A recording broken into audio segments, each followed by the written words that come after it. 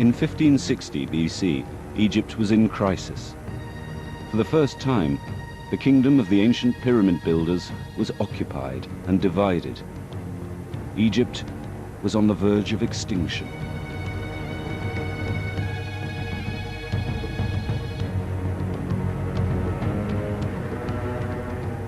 In the north, foreign rulers had invaded and declared themselves pharaohs. Their people, the Hyksos, now occupied the rich Nile Delta. To the south, the warlike Nubians threatened the last remnants of Egypt. The invasion of the Hyksos to Egypt was really a shock, a surprise, because this is the first time that Egypt was completely invaded. This is the first time that a strange people entered in Egypt and lived for 150 years.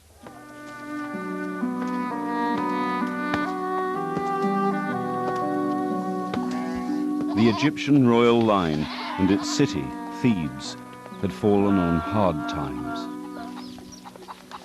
But the ruler of Thebes and his two sons, the young princes Kamose and his brother Ahmose, were determined to revive Egypt's former glory.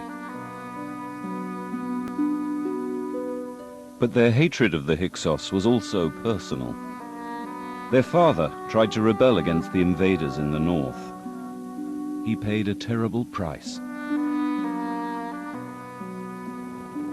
3,500 years later, his corpse still bears witness to his brutal slaughter at the hands of the enemy. To Egyptians, these foreigners were nothing more than barbarians. They are described as that vile foe, people who are beyond the pale. Foreigners are dirt under the feet of the pharaoh. Images of foreigners were carved on footstools like this, so Egyptians could show their superiority by symbolically and literally trampling on them. Nubians, Libyans, Asiatics, all were depicted as ugly, as savages, not worthy of placing a foot on Egyptian sand. Before, we have to use visual documentation to bring this back for other brothers and sisters to see it, because they may not never make it back like you. But there were many invasions that came into Africa. When Norma, that we dealt with earlier, we talk about Norma when he reunited Upper and Lower Egypt, first defeating the Scorpion, bringing together the first world government. But it spoke of the Asiatic invasions. Even back during his time, Egypt faced many invasions that came in by way of the Delta. These were the Asiatics that you see right here. Now, as I mentioned before, the Asiatics who came across the Sinai. So here we see the earliest recording of these people who came in and settled with us for a while, till they built in numbers, and then eventually attacking Egypt. This is again from Khnumhotep's tomb from the 12th dynastic period, right during the time of Amenhotep III. Here again, Manethos talks about, now you can see the Hyksos who came into Egypt, and Manethos said, unexpectedly from the region of the east came men of unknown race. Confident of the victory, they marched against our land. By force they took it easy without a single battle. Having overpowered our rulers, they burned our cities without compassion and destroyed the temples. All the people were treated with great cruelty, for they slew some and carried off the wives of children of others into slavery. Doesn't that sound like a familiar account? This period is documented around 1650 or 1750, right around the same time of Abraham. Now, take a good look of the pictures that I showed earlier too. These were the Hyksos that you see right here. These were the invaders, just as you see them carved in stone right here. These are the people who came out of the Sinai. Some say from Mycenae, some say they were Hurrians. These are the Temerians who were indigenous to the Nile Valley, as well as the Tanihisian brothers who were further up in the southern part of Egypt, or Kemet, ancient Ethiopia as some would call it. These were the Tamahu people who invaded from Libya from the west. They attacked Egypt after the 6th dynastic period. Now, it was this brother that we showed again, Thutmose I, who finally expelled them out of our land.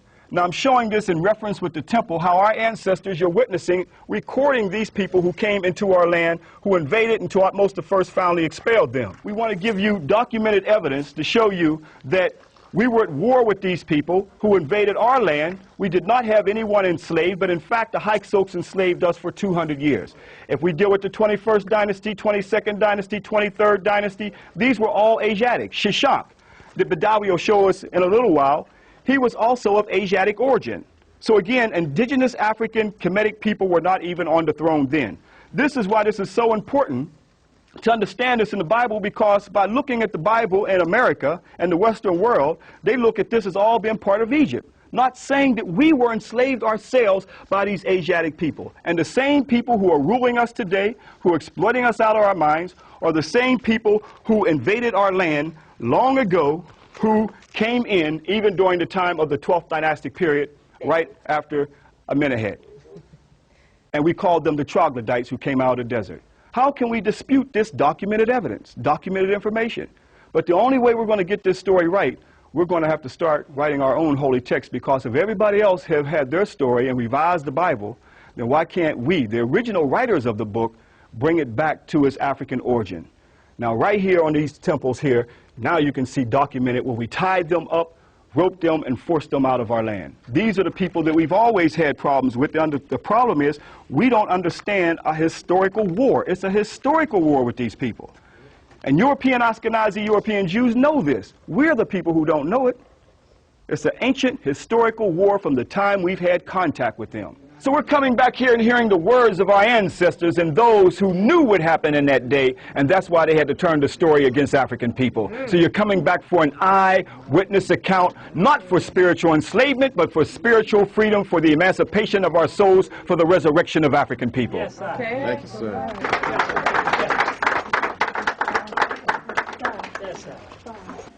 For many years, brothers and sisters returned back with us on the Kemet New Know Thyself educational tour to see an eyewitness account what our ancestors wrote for us on the temples and tombs, which are books in stone, that now end up in many of the biblical stories today. Let's continue with the live lecture. These are the people who enslaved our people. These people set up in an area of Kemet and Lower Kemet called Avaris, took over, and were enslaving the Africans for over 200 years until Second Enrei Tao of the 17th dynasty, and it is he who waged war on the battlefield, and his life was lost on the battlefield, and it was his son Thutmose who continued the battle until his son Thutmose, who opened up the 18th dynasty. This is a real person, brothers and sisters, who said never again. He was the liberator, the emancipator, who kicked these Hyksos out of our land. This is the real historical account that we've got to start teaching our people, brothers and sisters. So they took from this African right here name Thutmose and made a Moses.